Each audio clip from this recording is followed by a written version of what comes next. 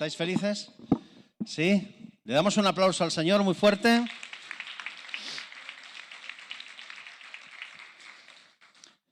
Hoy quiero compartiros un tema que, como podéis ver, lleva por título Mentiras. Mentiras. Y he estado buscando en el diccionario.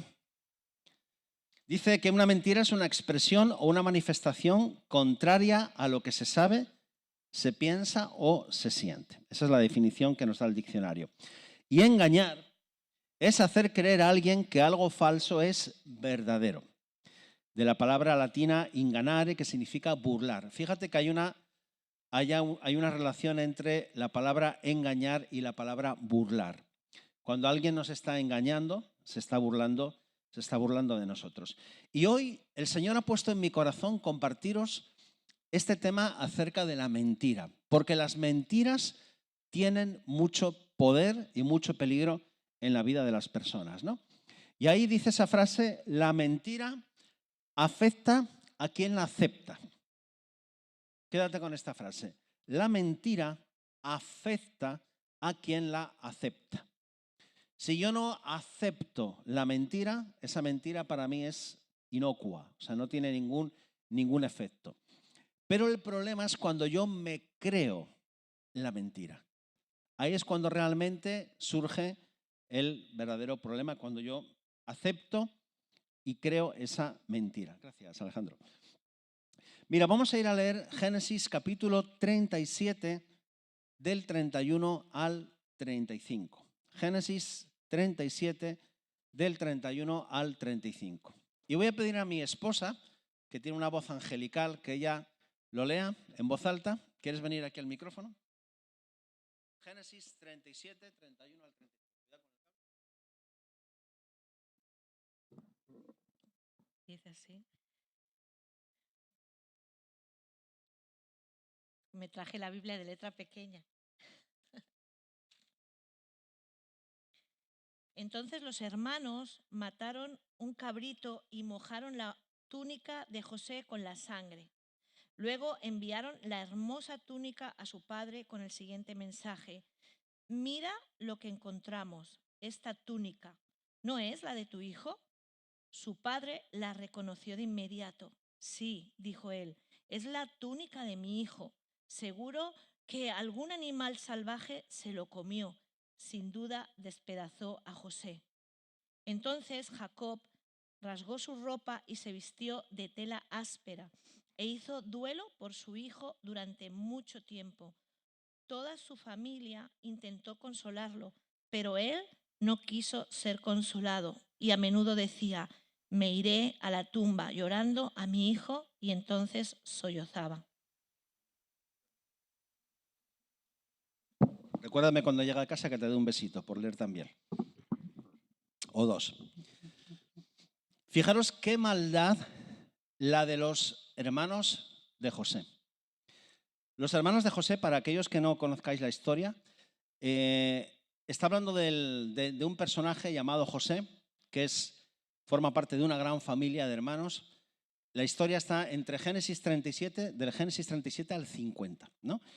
Y dice la Biblia que el papá de este joven, Jacob, que era el papá de este joven, lo tenía como el hijo predilecto y le regaló una túnica de muchos colores, ¿no? Que era un símbolo de autoridad sobre sus hermanos. Y era tal la envidia que le tenían los hermanos que buscaron cómo matarlo. Lo que pasa es que al final lo decidieron vender como esclavo, ¿no? Pero fijaros que para hacerle daño al padre, de esa rabia que tenían, de que tuviera tanta predilección por su hijo, lo que hacen es que matan como un cabrito y esa túnica de colores se la quitan a José, la llenan con la sangre y se la presentan a José, al padre. Pero fíjate algo curioso que yo descubrí, y mira que he leído muchas veces este texto. Ellos no le dijeron a su padre: una mala bestia ha devorado a tu hijo. No fueron ellos quienes se lo dijeron. Ellos le dijeron: ¿esta es la túnica de tu hijo? Y le presentaron la túnica de José, esa túnica de colores ensangrentada. Entonces la pregunta es, yo me preguntaba, ¿quién engañó a Jacob? Porque fíjate que cuando Jacob ve la túnica, la reconoce y dice, esta es la túnica de mi hijo. ¿Y qué empieza a pasar con su imaginación? ¿Qué empieza a pasar con su imaginación? Él empieza a imaginarse. ¡Ah! Es la túnica, está llena de sangre. Pero yo lo descubrí esta semana. Los hermanos le presentaron la túnica. Esta es la túnica de José. Y fue Jacob el que se montó la película en la cabeza. Fue él el que se montó la película en la cabeza. Claro, los otros fueron unos sinvergüenzas porque sabían la verdad y se la estaban ocultando. Es decir, lo que vemos aquí es que Jacob fue engañado por sus hijos, pero también por su propia imaginación. Él empezó ya, como dice el gran escritor Matthew Henry, ahí he tomado estas palabras de uno de sus comentarios, despierto o dormido, se imagina, es decir, Jacob, el papá de José, se imagina ver a la fiera arrojándose sobre José, imagínate, ¿no? Despedazándolo y devorándolo miembro a miembro hasta no dejar de él otra cosa que la túnica. O sea, el engaño es una parte de los hermanos y otra parte de nuestra imaginación. Porque él no dio otra opción nada más que la muerte de su hijo. ¿Veis cómo se fabrica el engaño? El engaño tiene una parte, como digo yo, de cebo y tiene otra parte nuestra, que es la que acepta la mentira, que es la que acepta el engaño. La túnica ensangrentada fue el cebo para hacer caer a Jacob en la trampa de la mentira. Claro, es que piensa por un momento como ese impacto visual que tuvo la túnica ensangrentada, ¿no? Esto es de tu hijo y de repente verlo todo lleno de sangre. O sea, ese impacto visual. ¿Sabes cómo llegan siempre las mentiras? A través de un cebo. Siempre las mentiras llegan a través de un cebo, de algo que capta tu atención y en ese momento tu imaginación hace el resto. O el corazón hace el resto. Pero siempre, en toda mentira, siempre existe un cebo. Un cebo que de alguna forma, como dice aquí, nubla nuestros sentidos. El cebo nubla nuestros sentidos. Y eso hace que nosotros admitamos el engaño, que admitamos la mentira. Vuelvo a repetir, los hermanos fueron el origen. Porque mira lo que ha leído mi esposa, ¿no? Que él no quería consuelo de nadie. Los hermanos sabían la verdad y podían decirle, no, papá, perdónanos, que esto es una broma de mal gusto. Fuimos nosotros, tu hijo está vivo. Aunque lo hemos vendido como esclavo, pero él no está muerto, ninguna mala bestia lo devoró. Ellos se callaron, ¿verdad? Entonces, un cebo es todo aquello que capta tu atención para desviarla de Dios y de su palabra, que es la verdad. Hay un cebo que es la aflicción. La aflicción. ¿Cuántos de aquí tenéis algún tipo de problema? Levantad la mano. ¿Algún tipo de problema? ¿Sabes una cosa? Ese es uno de los cebos favoritos del diablo. Te presenta el problema y el resto lo haces tú. ¿Me explico? Te presenta el problema y el resto lo hace tu imaginación. No tienes dinero para comer mañana y el resto lo hace tu imaginación. Te presenta la túnica ensangrentada y el resto lo hace tu imaginación. Entonces tú ya te empiezas a visualizar mañana sin comida, o qué va a pasar con mis hijos, o cómo voy a, ¿verdad? O esta enfermedad, y ya te empiezas a visualizar tú, tu imaginación hace el resto. Tu imaginación se une con la mentira, con el engaño. Te empiezas a ver, ¿verdad? Como has escuchado tantas estadísticas del tema del COVID, ya te empiezas a ver muy mal, muy mal, muy mal, sin salida, sin esperanza. Y la imaginación pone el resto. La imaginación pone el resto. Qué tremendo, ¿no? ¿Verdad? Cuando yo descubrí esta semana, no, es que fue José el papá de José, Jacob, el que se montó todo en la cabeza. Se lo montó todo, con la ayuda del cebo. Entonces, queridos, hay muchos cebos en la vida que lo que hacen es captar nuestra atención y evitar que veamos todo lo que es la verdad, todo lo que es la palabra de Dios. ¿Cuántos han visto la película Ahora me ves? ¿No habéis visto esta película? ¿Ahora me ves? Que es de unos magos que hacen así, trampas y tal, ¿no? ¿No suena? ¿Ahora me ves? ¿Sí? ¿La habéis visto? Pues hay una frase de Morgan Freeman que interpreta a Thaddeus Bradley y él dice: acérquense, porque cuanto más crean ver, más fácil será engañarles.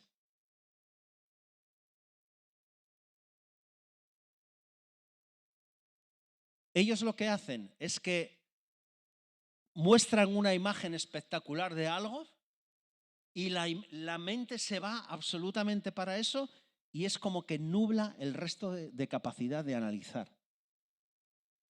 Así es como funciona la mentira, queridos. Así es como funcionan las grandes mentiras de la humanidad. Así es como se inician las grandes guerras, a través de mentiras. Como se empezó a iniciar, ¿verdad?, la Segunda Guerra Mundial con el tema del cebo de los judíos. El país está muy mal porque los judíos son los que están quebrando la economía, que esto y eso se fue repitiendo, se le puso el cebo a la población y al final la gran mayoría de la nación de Alemania, aunque no todos, gracias a Dios, pero al final empezaron a visualizar al pueblo judío como el problema de Alemania y se les empezó a meter otra idea de la gran nacionaria, ¿verdad?, del perfeccionismo del cuerpo humano. Incluso aquellas personas que tenían algún tipo de deformidad eran descartadas, desechadas, no podían formar parte de ese pueblo perfecto. Y así es como nacen las mentiras, ¿verdad? Al final, la nación quedó completamente destruida, arrasada, y ese sueño, que todo era una ilusión, una mentira. Queridos, ¿sabes una cosa? Jesús en Juan 8:44 describió al diablo como el padre de la mentira. El padre de la mentira. Y hoy el Señor, os digo de verdad, ha puesto en mi corazón compartiros esta palabra, porque yo no quiero que nadie aquí en la iglesia, ni nadie que nos esté visualizando a través de los medios, viva una mentira. Porque mira, no hay cosa peor que vivir una mentira.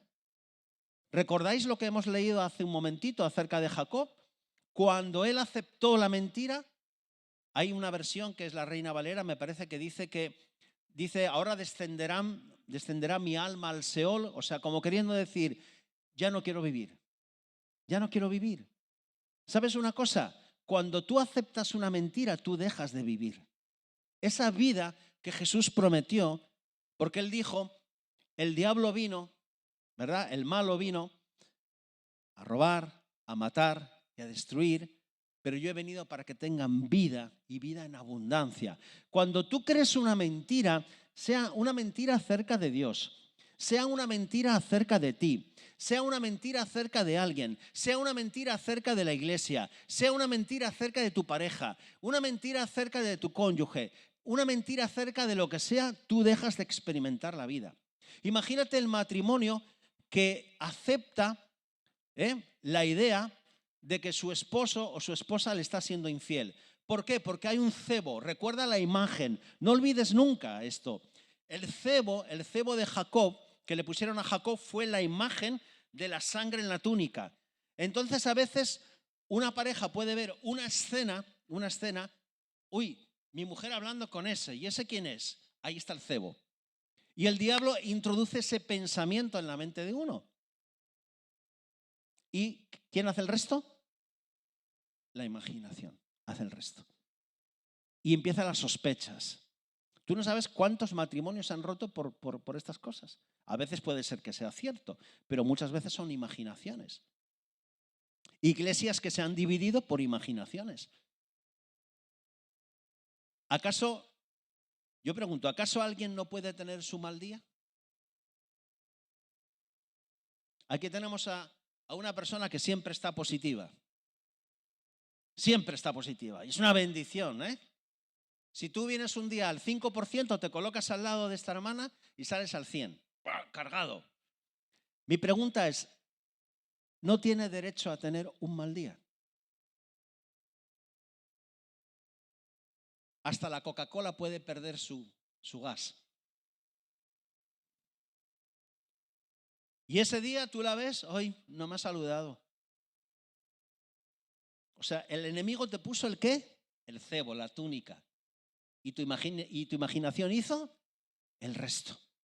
Ay, no me ha saludado, que le habré hecho algo. Pues ¿qué se piensa? Oye, nadie es perfecto, ella tampoco es perfecta.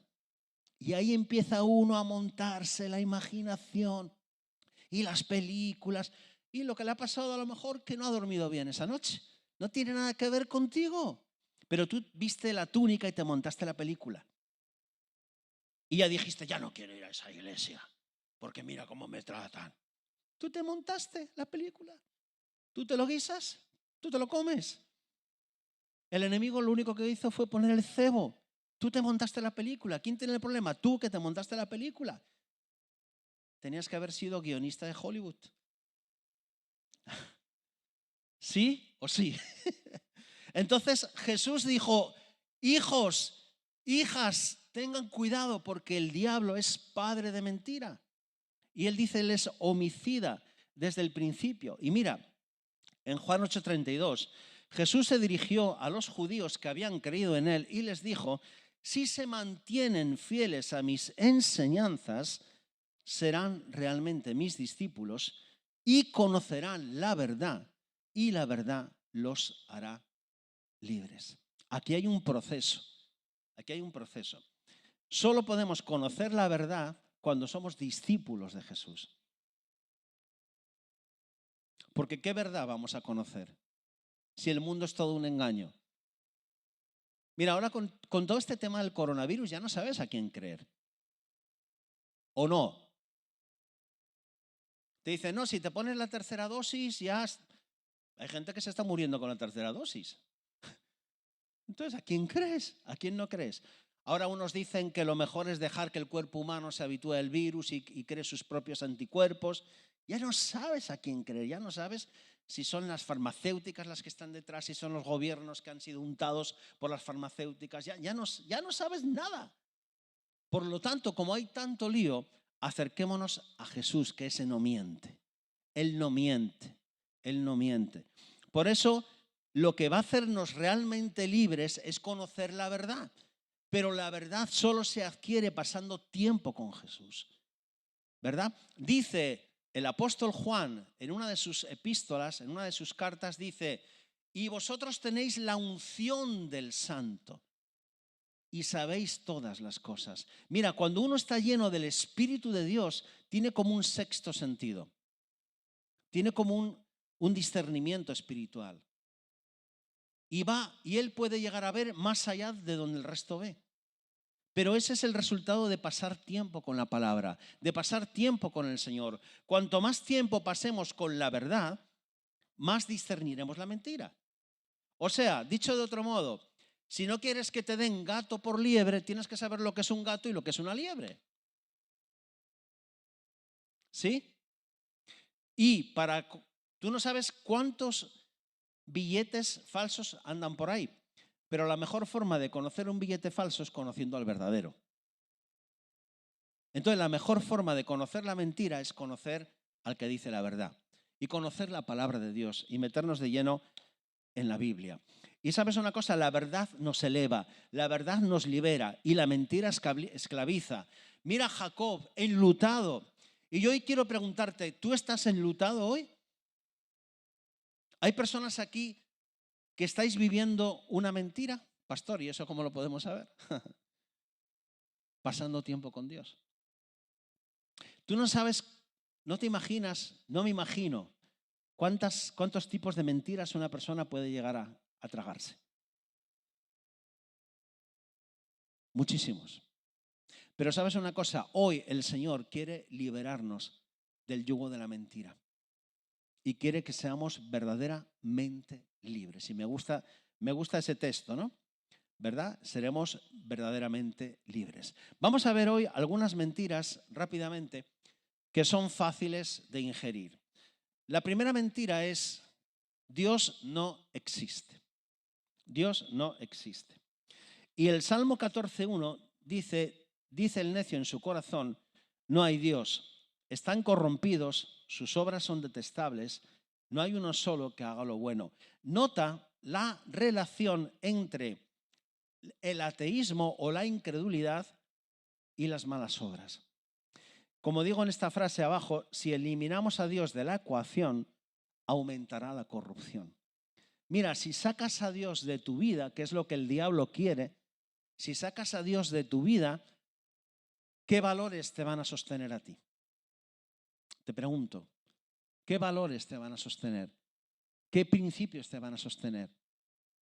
Mira, el otro día pensaba, porque de vez en cuando va bien coger el DeLorean y hacernos un viaje, ¿verdad?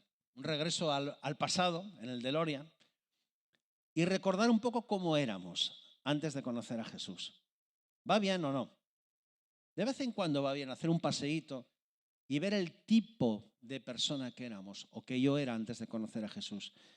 Y estaba haciendo el otro día un ejercicio de viaje al pasado y hubo un momento en que me asusté.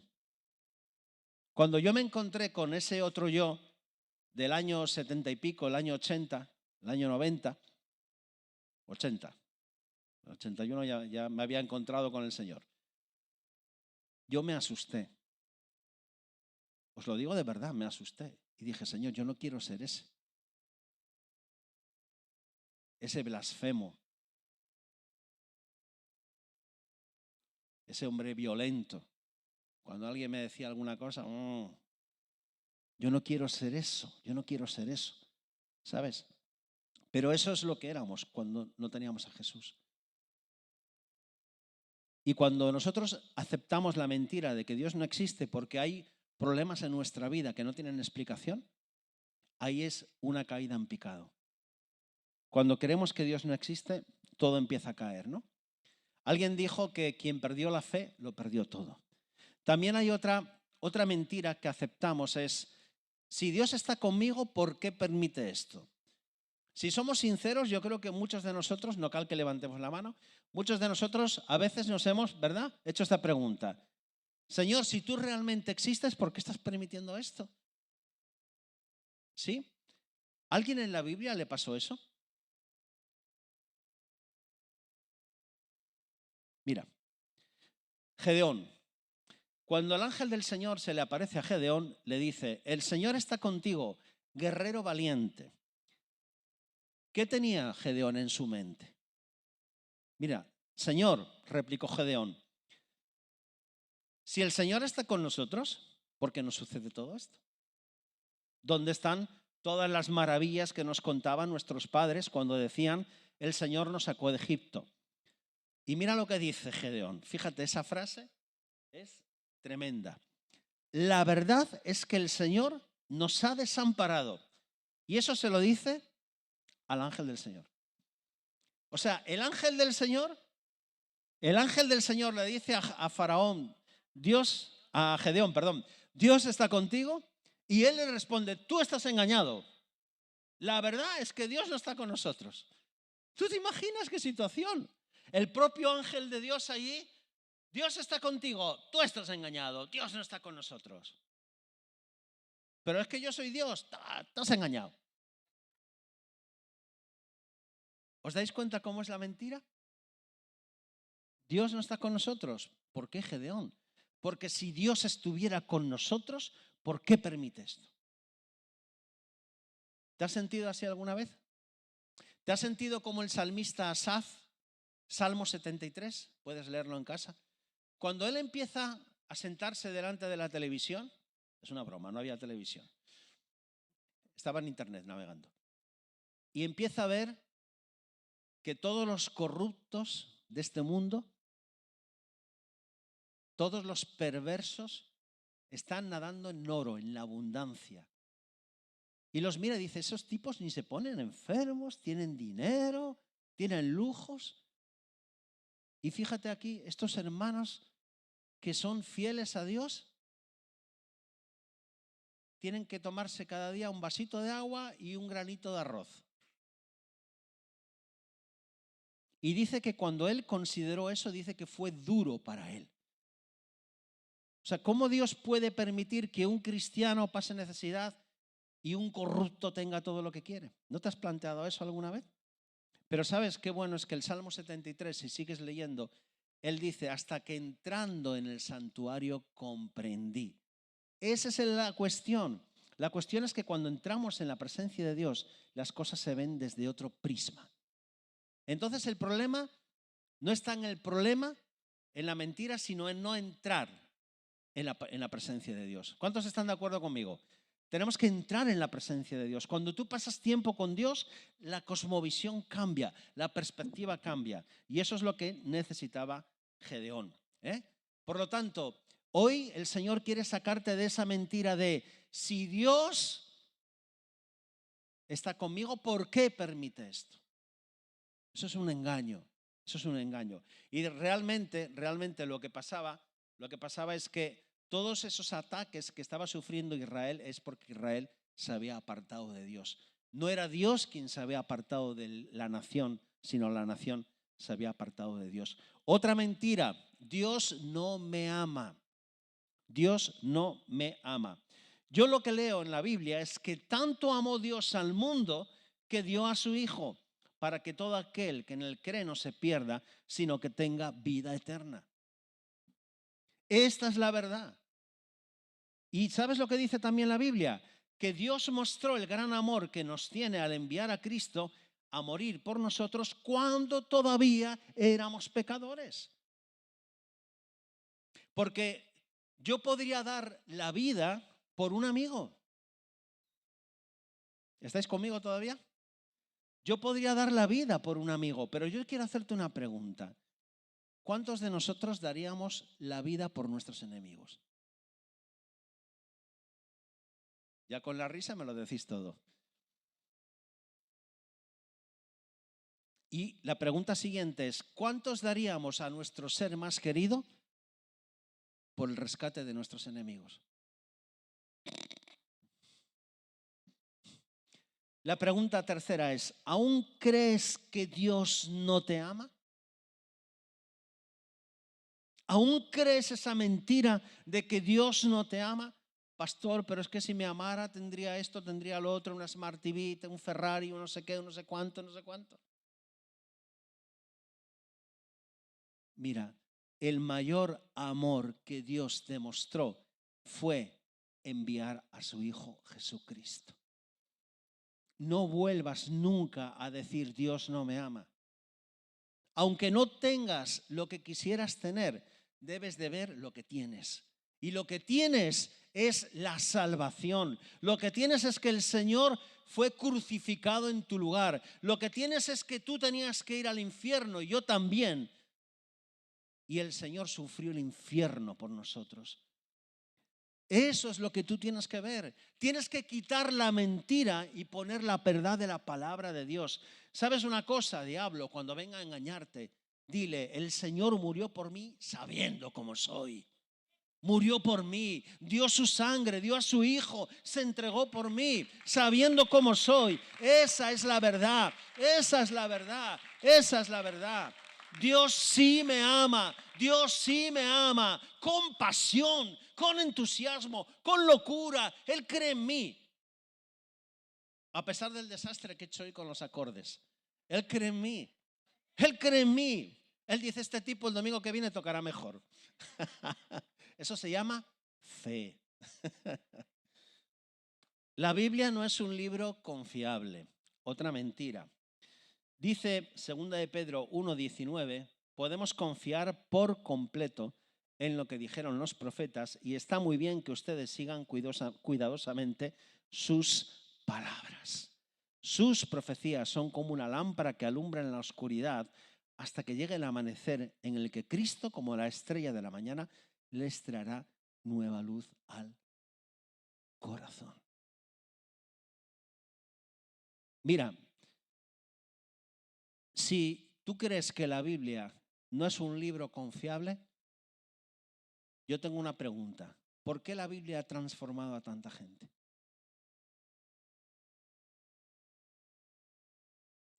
¿Por qué cuando tú lees la Biblia sientes que la Biblia te está leyendo a ti? ¿Por qué, si la Biblia no es un libro confiable, por qué cuando tú estás a punto de tirar la toalla y te pones a leer la Biblia, es como que una corriente entra en tu interior y te da esperanza? ¿Por qué tantos millones de personas han sido transformados leyendo la Biblia? Hace unos años, mucho tiempo, estaban dos hombres presos y uno era un misionero que lo habían encerrado. No estoy seguro, pero creo que era por causa de predicar el Evangelio, y él tenía su Biblia. Y al lado había un chico que lo habían encerrado por tráfico de drogas. Y estaba muy enganchado a las drogas. Y entonces, este chico, cuando lo sacaron al misionero, el otro le dijo: oye, ¿me puedo quedar tu Biblia? ¿Por qué? ¿Quieres conocer más de Dios? Dijo: no, porque es que utilizo las hojas para hacerme porros. Es verdad, esto es una historia real. Utilizo la Biblia para fumar, para hacerme los cigarrillos. Y el hombre se dijo: bueno, se la dejo porque a lo mejor, quién sabe si un día la lee. Al cabo de un tiempo, mientras este misionero estaba compartiendo, alguien se le acercó y le dice: ¿tú te acuerdas de mí? Y el hombre: no sé quién eres. Dice: yo fui aquel que me fumaba la Biblia. Hasta que un día, antes de fumármela, empecé a leerla. Y ese libro transformó mi vida. Hay tantas historias de vidas transformadas por la Biblia. Pero el diablo te va a decir, como le dijo a Adán y a Eva: ¿con que Dios os ha dicho? El diablo te va a decir: ¿la Biblia de qué sirve leerla? Mira tu situación, nada ha cambiado. ¿Para qué sigues leyendo la Biblia? ¿Para qué sigues orando? Como compartíamos esta semana durante el tiempo de oración, tal vez no sepamos qué beneficios tenemos cuando leemos la Biblia, pero sí sabemos lo que vamos a perder cuando no la leemos. Tal vez no sé qué beneficios tenga cuando ore, porque a veces oro y pasa algo, y a veces oro y no pasa nada. Pero sí sé lo que me ocurre cuando yo dejo de orar. Entonces, tal vez no sepa qué beneficios tiene la oración, pero sé en qué me convierto cuando pasan unos días y no oro. Soy un desastre de padre, de esposo, de pastor, de hombre, de marido, de todo. Entonces sé lo que no pasa cuando oro. Por lo tanto, oro. Amén. Gloria a Dios. Otra mentira: Dios no tiene un plan conmigo. Soy fruto de la casualidad. Soy un animal, en el aspecto del reino animal. Nacemos, crecemos, nos reproducimos y morimos. El vivo al bollo y el muerto al hoyo. Eso es todo. Eso es lo que se nos quiere enseñar, ¿verdad? Que somos el fruto de la evolución. Pero yo no soy el fruto de la evolución. Yo soy el fruto de la creación de Dios. Y la palabra de Dios nos dice en Jeremías 29:11: porque yo sé muy bien, mira lo que dice el Señor, yo sé muy bien, ojalá que nosotros también sepamos muy bien los planes que tengo para ustedes, afirma el Señor, planes de bienestar. Repite conmigo: bienestar. Pastor, pero mira cómo estoy ahora. Pero ¿cuáles son los planes? Por favor, no te enfoques en la túnica ensangrentada. No te enfoques en la túnica ensangrentada. Sujeta tu imaginación. No te visualices mañana como estás hoy y dentro de 3 días como vas a estar mañana. Visualízate conforme a la palabra de Dios. Yo tengo planes para ti, afirma el Señor. Planes de bienestar y no de calamidad, a fin de darles un futuro y una esperanza. Llena tu mente con este tipo de palabras. Alimenta tu fe, no tus temores. No alimentes la mentira, alimenta la verdad, pasando tiempo con Dios, querido. Amén. Dios no tiene el control. Todo lo que me pasa es un accidente. Pero Romanos 8:28 nos dice que si tú amas a Dios y estás en el centro de su voluntad, todo lo que está ocurriendo ahora en tu vida tiene un propósito. Tu vida no es un descontrol, tu vida no es un despropósito. Tal vez estás en la barca, en medio de la tormenta, pero no hagas como los discípulos, Señor, que perecemos. No vas a perecer, porque el Señor está contigo. Y el Señor permite las tormentas en nuestra vida. Él nunca dijo, Él nunca nos engañó. Fíjate que el Señor prefirió perder discípulos antes de decir una mentira. ¿Te habías dado cuenta de esto alguna vez? Cuando Él empezó a decir la verdad, se quedó con los 12. Se le fueron todos se le fueron. Y el Señor les dice, ¿queréis iros vosotros también? O sea, el Señor prefiere estar con uno y decir la verdad que tener 1 millón de miembros en la iglesia a base de mentiras y engaños. ¿Sí? Entonces, el Señor nunca nos mintió diciendo, hazte cristiano, sírveme, y a partir de ahora las rosas ya no van a tener espinos, solo hojas y fragancia. Mentira. El Señor nos dijo, también va a haber espinos, mira los que me van a clavar a mí en la cabeza. Pues si me hicieron eso a mí, ¿qué no te van a hacer a ti? El Señor no nos engañó, pero lo que nos dijo es que Él tiene un plan para todos aquellos que Él ama y que están en el centro de su voluntad. Entonces, la pregunta correcta no es, Señor, ¿por qué permites esto? La pregunta correcta es, ¿estoy en el centro de tu voluntad? Esa es la pregunta correcta. ¿Estoy en el centro de tu voluntad? Cuando yo tengo un problema, cuando yo tengo una dificultad, me hago las preguntas correctas. ¿Estoy en el centro de tu voluntad?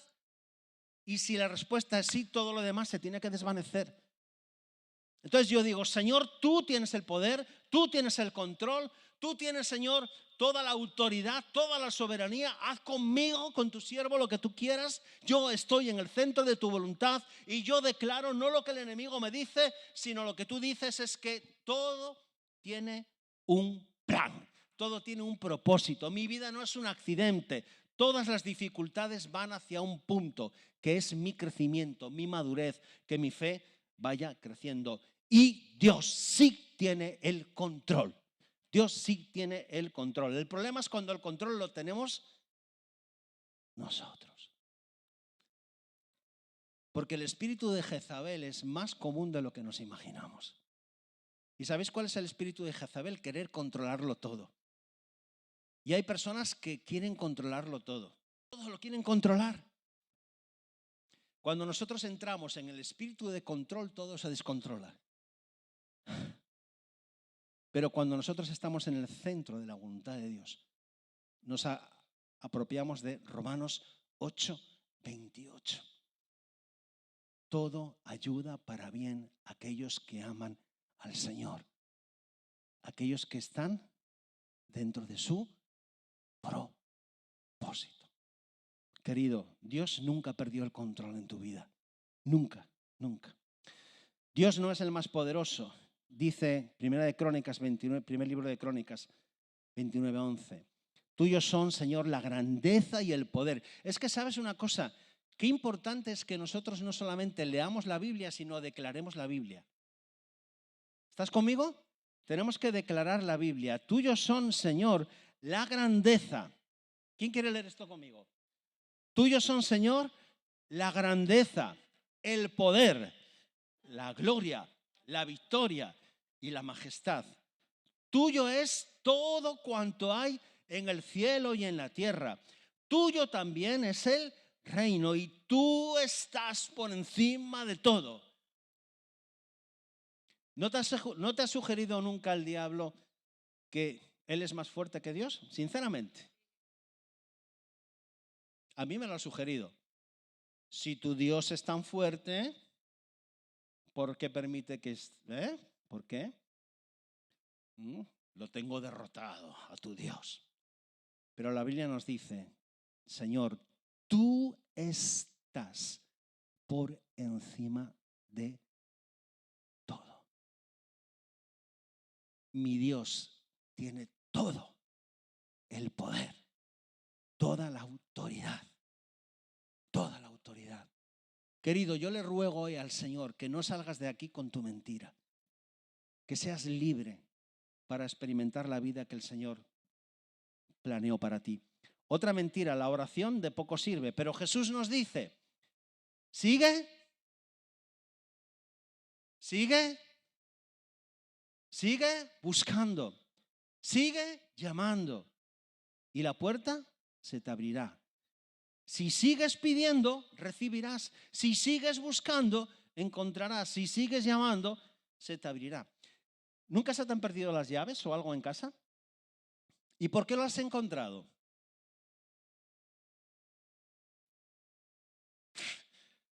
Es que mira, si no hace falta ser ni espiritual, solamente pensar un poco. No hace falta ir a un instituto bíblico 5 años para comprender estas cosas. Si encontraste las llaves, aunque te hubiera llevado un día, una semana, un mes, fue porque seguiste buscando. Pastor, ¿por qué a este hermano Dios le da todo? ¿Acaso es más bueno que yo? No, es más perseverante. Amén, es que es así. Es que él siguió buscando. Pero si es que no es ni un principio espiritual, es un principio lógico. Si se te pierde algo, insistes, al final lo encuentras. Como la mujer aquella que había perdido una moneda y empezó a buscar y a buscar y a buscar y a buscar y para arriba y para abajo y la encontró. Es que es un principio, el que sigue pidiendo va a recibir, el que sigue buscando va a encontrar y al que sigue llamando se le abre. Alguien dijo que los cristianos son como esos niños que todos yo creo que hemos hecho alguna vez esa gamberrada. ¿Tú cuando eras niño no has hecho eso de picar y salir corriendo? A ver, ¿cuántos gamberros hay aquí? Y gamberras. A ver, confesemos, dice la Biblia, confesaos vuestros pecados. Venga, yo he sido un gamberro. Y alguien dijo que los cristianos son como esos niños que llaman y salen corriendo. Sí, Señor, te pido.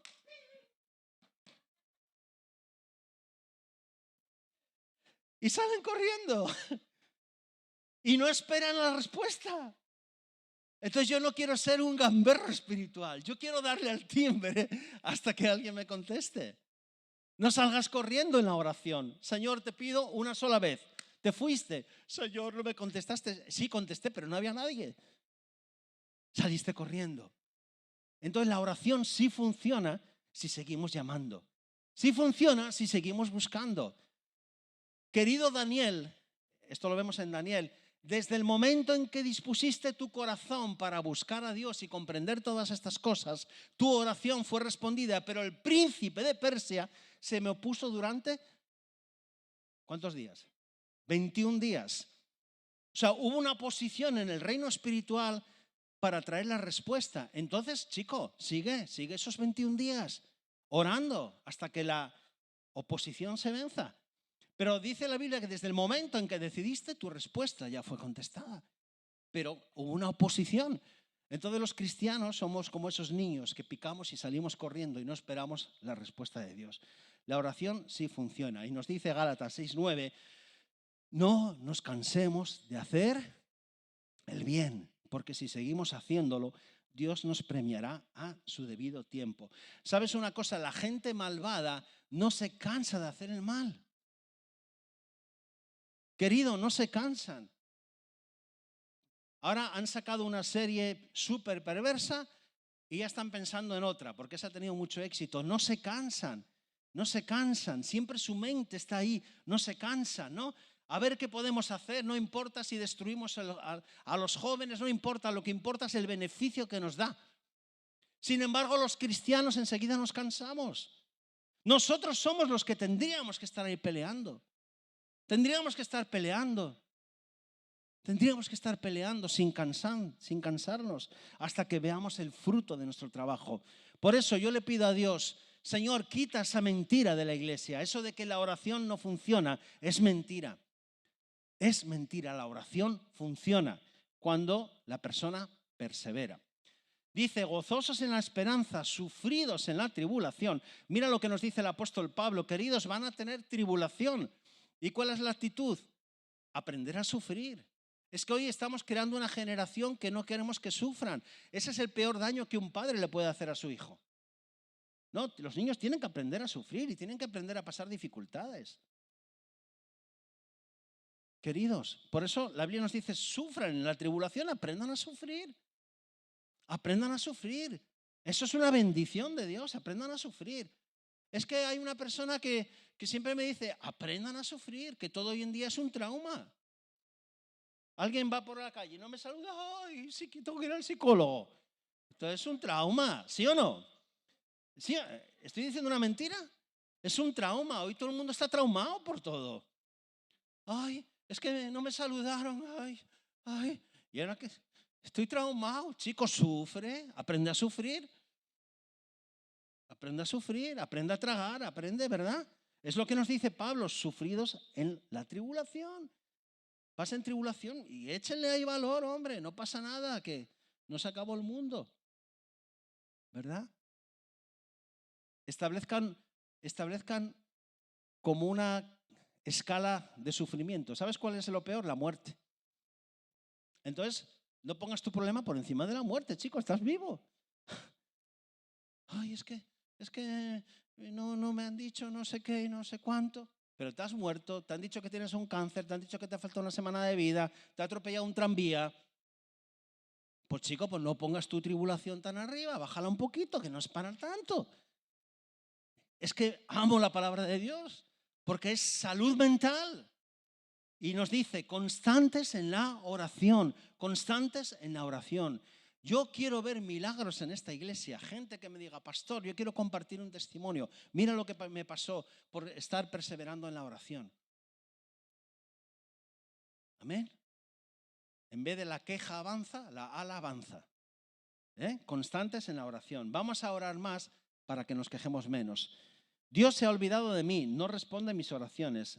Recuerda que Dios actúa por medio de procesos o de sucesos, que es cuando hace un milagro instantáneo, pero también actúa por medio de procesos. Lo repito, Dios actúa por medio de sucesos, de repente, ¡pum!, un milagro.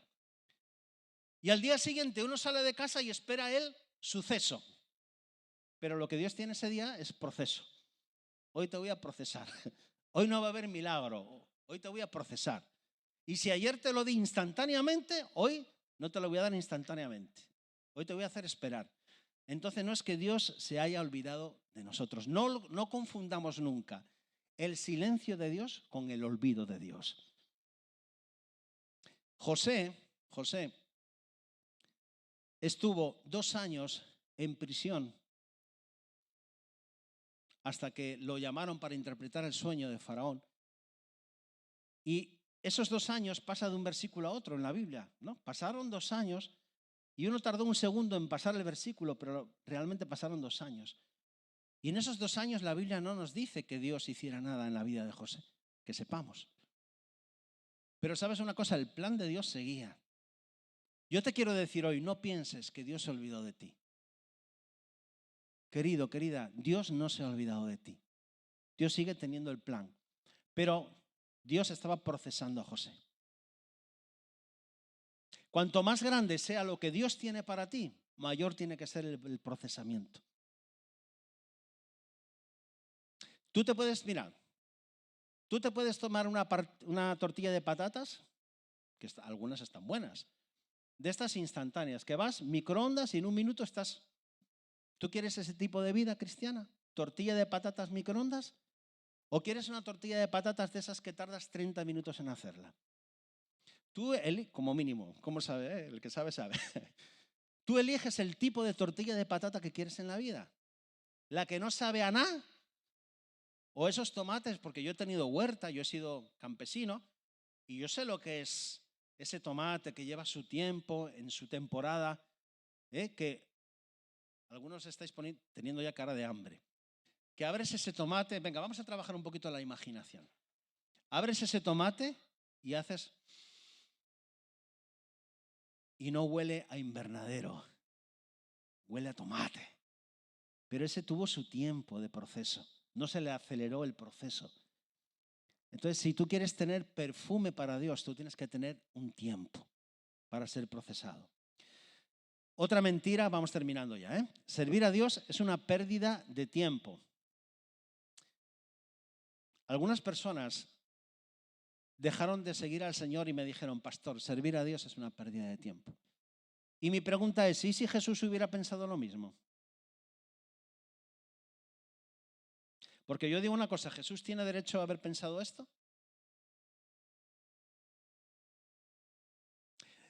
Si Jesús ahora mira desde el cielo, aunque Él está aquí, porque dice, donde hay 2 o 3 en mi nombre, allí estoy en medio de ellos. Si Jesús empieza ahora con una base de datos en Excel, a ver, ¿cuántos se han apartado? ¿Cuántos han seguido? Qué pérdida de tiempo. ¿Cómo te sentirías? ¿Cómo te sentirías si tú fueras para Jesús una pérdida de tiempo? Yo quiero por un momento que pienses. Si el Señor le dijera al Padre, Jesús le dijera al Padre, Padre, es una pérdida de tiempo. Esta mujer es una pérdida de tiempo. Este hombre es una pérdida de tiempo.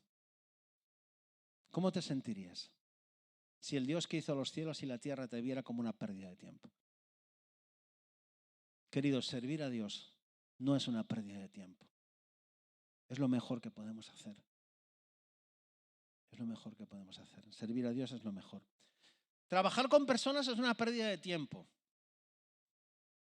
Esto sí que os suena más familiar, ¿no? Pastor, es que ahí en la célula, ay, es que me saca la paciencia. Ay, de verdad, es que, pastor, es que, ay, qué pesadilla.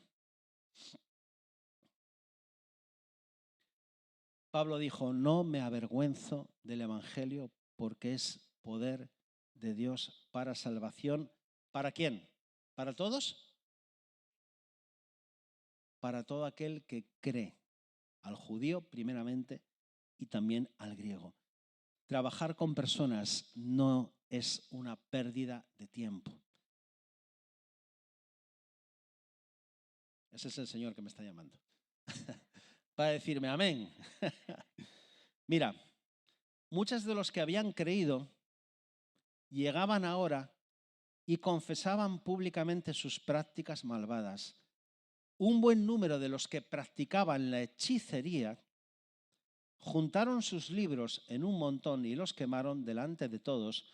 Cuando calcularon el precio de aquellos libros, resultó un total de 50.000 monedas de plata. Así la palabra del Señor crecía y se difundía con poder arrollador. Hechos 19, 18 al 20, Nueva Versión Internacional. Esas personas que practicaban la brujería y la hechicería fueron tocadas por el Evangelio, traían sus libros y los quemaban. ¿Tú crees que trabajar con personas es una pérdida de tiempo? ¿Tú crees que el drogadicto que Jesús rescató de las drogas es una pérdida de tiempo? ¿Tú crees que ese matrimonio que estaba a punto de dividirse y el Señor lo restauró es una pérdida de tiempo? ¿Tú crees que ese matrimonio que se golpeaba delante de sus hijos pequeños, ahora sus hijos pueden ver cómo se aman? ¿Tú crees que esa restauración matrimonial es una pérdida de tiempo? ¿Tú crees que esa persona vino a la iglesia y la iglesia le ayudó a crecer, a desarrollarse en todas las áreas? ¿Tú crees que la iglesia es una pérdida de tiempo?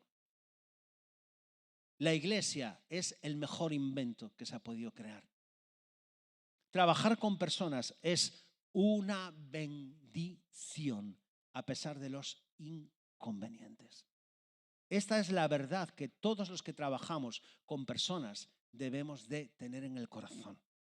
Trabajar con personas es una bendición porque significa restauración.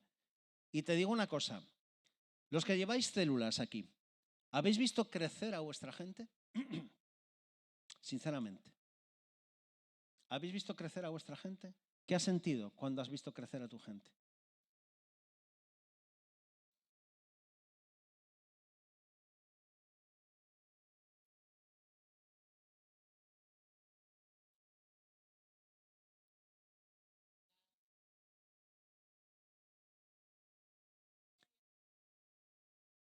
Gaby, ¿qué sientes cuando ves a tu gente crecer?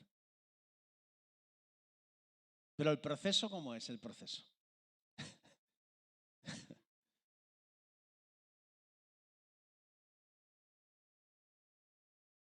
Qué bueno. Has dicho una cosa.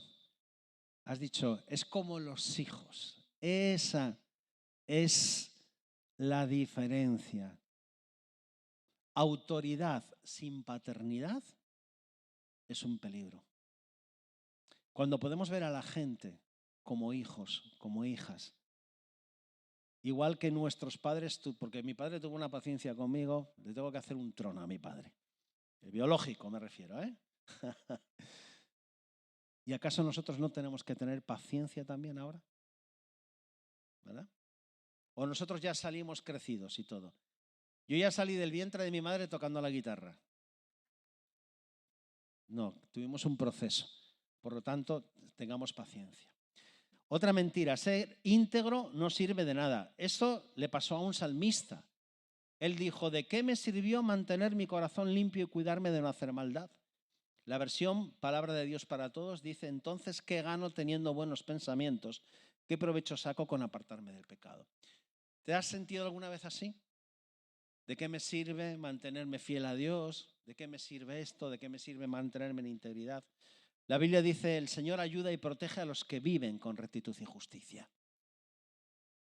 La ayuda del Señor está cuando nosotros vivimos con rectitud. Cuando nosotros vivimos con rectitud, agradamos el corazón de Dios. Solamente por eso. Aunque Dios no nos diera ningún beneficio, solamente por escuchar la voz de Dios que dice, he aquí mi hijo, mi hija, en quien tengo complacencia. Ya solamente por eso merece la pena vivir en rectitud. Mi pecado es demasiado grande para ser perdonado. Dice Isaías 44, 22, nueva traducción viviente. He disipado tus pecados como una nube y tus ofensas como la niebla de la mañana. Vuelve a mí porque yo pagué el precio para ponerte en libertad. Y sabes una cosa, si confesamos nuestros pecados, Él es fiel y justo para perdonar nuestros pecados y limpiarnos de toda maldad. Félix Ortiz, el escritor, el autor Félix Ortiz, dice, el indulto perdona el delito, pero no borra los antecedentes penales. La amnistía perdona el delito y sí borra los antecedentes penales. La palabra bíblica para perdón es amnistía, no indulto. ¿Os dais cuenta? Como dice la Biblia, nunca más me acordaré de tus pecados.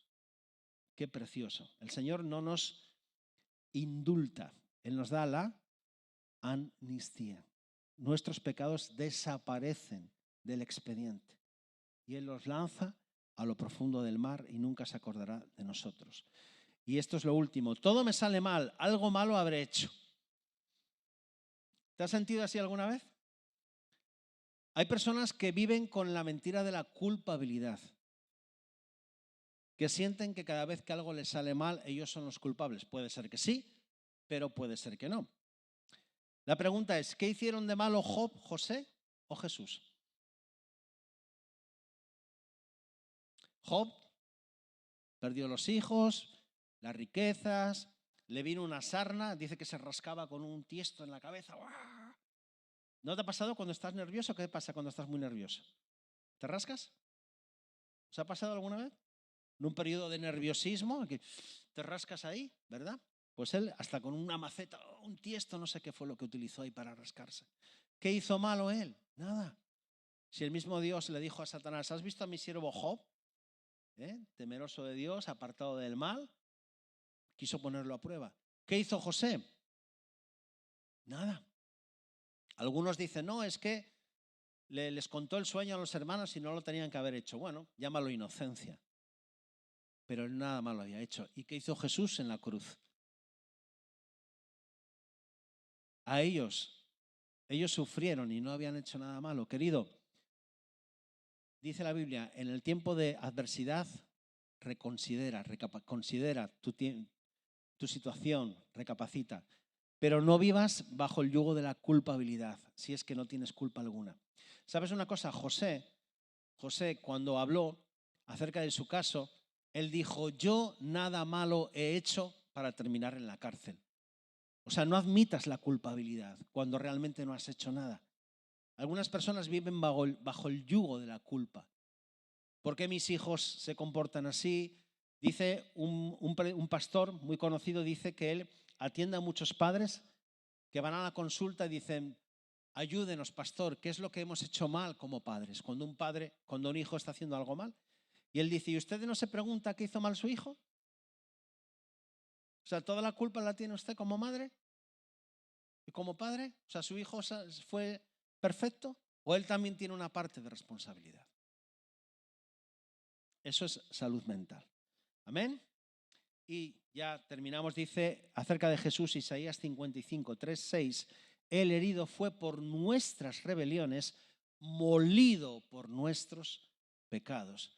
Nunca pienses mal de alguien que está sufriendo. Escucha esto, por favor. Nunca piensas mal de alguien que está sufriendo. Los amigos de Job lo vieron sufrir y aceptaron la mentira de que estaba sufriendo por un pecado.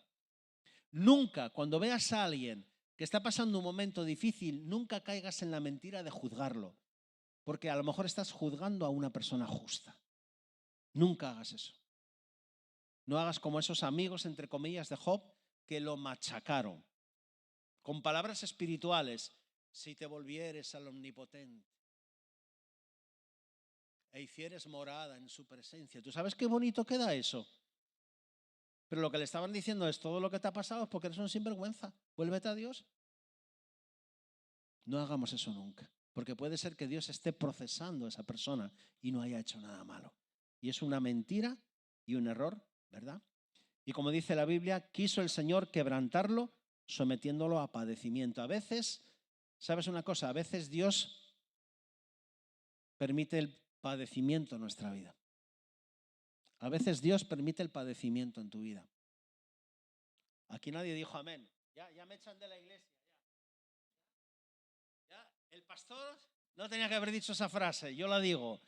A veces el sufrimiento Dios lo permite en nuestra vida. Porque nos está procesando. Y la Biblia dice, está hablando del Señor. El Señor quiso quebrantarlo sometiéndolo a padecimiento, a Jesús, al Hijo. Y hay otro texto que dice que por cuanto padeció, aprendió obediencia. ¿Quién? Jesús tuvo que aprender obediencia. ¿Pero qué me cuentas? Como humano tuvo que aprender. Y ahora resulta que nosotros no tenemos que aprender. Claro que tenemos que aprender. Por eso somos quebrantados. Y ¿sabes una cosa? Y se acabó ya la prédica. ¿Sabes una cosa? Cuando tú sufres, entiendes mejor al que sufre. Cuando tú tienes el bolso vacío, entiendes a la persona que te dice, tengo el bolso vacío. Hombre, gloria a Dios, ya somos dos. Cuando tú no sabes cómo vas a llegar a final de mes y te encuentras con un hermano que dice, ora por mí, que no sé cómo voy a llegar a final de mes, oremos juntos, porque yo tampoco sé. Cuando tú estás enfermo, has pasado una enfermedad grave y te encuentras con alguien que ha sufrido, tú conectas con él. Mejor que el que no lo ha pasado. Por lo tanto, en medio de los sufrimientos, ¿por qué no cambias el chip y dices, Señor, gracias, porque yo sé que esto tiene un propósito? Un día me encontraré con un enfermo, me encontraré con una persona que no tiene ni para dar de comer a su familia y podré decirle, yo te entiendo. Yo entiendo por dónde tú estás pasando. Yo te comprendo. Porque solamente el que ha sufrido es el que comprende las cosas de verdad. Ese tipo de empatía se aprende en el sufrimiento, no se aprende en una escuela bíblica. Amén. ¿Qué te parece si nos ponemos de pie y terminamos? Solo quiero decirte una cosa. ¿Hay alguna mentira de las que hemos visto que tú has permitido en tu corazón? Pues ¿qué te parece si hoy nos quitamos ese yugo de la mentira? ¿Qué te parece? ¿Oramos juntos? Señor, hoy yo quiero quitarme este yugo de la mentira. ¿Por qué no le dices al Señor esa mentira? Confiésasela al Señor. Yo no sirvo para nada, yo soy muy bruto, yo no tengo estudios. Eso es una mentira. ¿Cómo que tú eres un bruto? Tú eres un diamante en bruto, no un bruto. Y no importa si no tienes estudios, porque tienes la palabra de Dios, que es el libro de la sabiduría. Amén. Vamos hoy a quitar toda mentira. Señor, en el nombre de Jesús, hoy venimos, Señor, y traemos nuestros engaños, nuestras mentiras, Señor. Y nos sentimos como Jacob, que hemos sido engañados, pero hoy también nos sentimos como Jacob cuando sus propios hijos, años después, le dijeron, tu hijo José aún vive. Y dice que su espíritu revivió. Y hoy, Señor, queremos que nuestro espíritu reviva escuchando la verdad de tu palabra. La verdad, Señor, que rompe todas las mentiras que hoy hemos tratado aquí, cualquier otra mentira que pueda haber en nuestra mente. Hoy, Señor, tú estás en este lugar porque nos quieres hacer verdaderamente libres. Y de verdad, dile al Señor, Señor, yo renuncio a esa mentira. No te vayas de aquí con esa mentira en tu corazón. Dile, Señor, yo renuncio a esa mentira. Las mujeres que habéis sido maltratadas, las mujeres que tal vez habéis sido incluso abusadas por un familiar y el diablo os ha puesto esa marca en la frente de que vosotras no tenéis dignidad. Tú tienes que quitarte esa mentira. Tú tienes una dignidad y el Señor vino a morir por ti porque te ama, porque reconoce tu dignidad de mujer, porque reconoce tu dignidad de hombre. A ese hombre que hoy está aquí y que tal vez está sin poder trabajar y se siente que no sirve como hombre porque no está ayudando a su familia. Eso es una mentira. Tú no vales por lo que traes a casa. Tú vales por lo que tú eres, no por lo que tú haces, no por lo que tú produces. Tu valor en el cielo es por lo que tú eres como persona. Quítate esa mentira de que tú no sirves para nada. Quítate esa mentira de que tú eres un inútil. Quítate esa mentira de que como tú no traes dinero, tú no estás siendo un buen esposo o un buen padre. Eso es una mentira. Y hoy el Señor quiere romper esas mentiras de tu corazón porque Él te ama y porque tú tienes un gran valor para Él. Imagínate que dio a su Hijo. ¿Cómo Él no te va a querer? ¿Cómo Él no te va a valorar? Independientemente de la situación por la que hoy estés pasando. Señor, hoy renuncio a todas mis mentiras y acepto tu verdad, la verdad de que tú me amas, Señor, la verdad de que tú estás cerca de mí, la verdad es que tú dices que el que a mí viene yo no lo echo fuera. Gracias, Señor, por esta palabra, que sea, Señor, una transformación radical en nuestro corazón. Te lo pido en el nombre de Jesús. Amén y amén. Aleluya.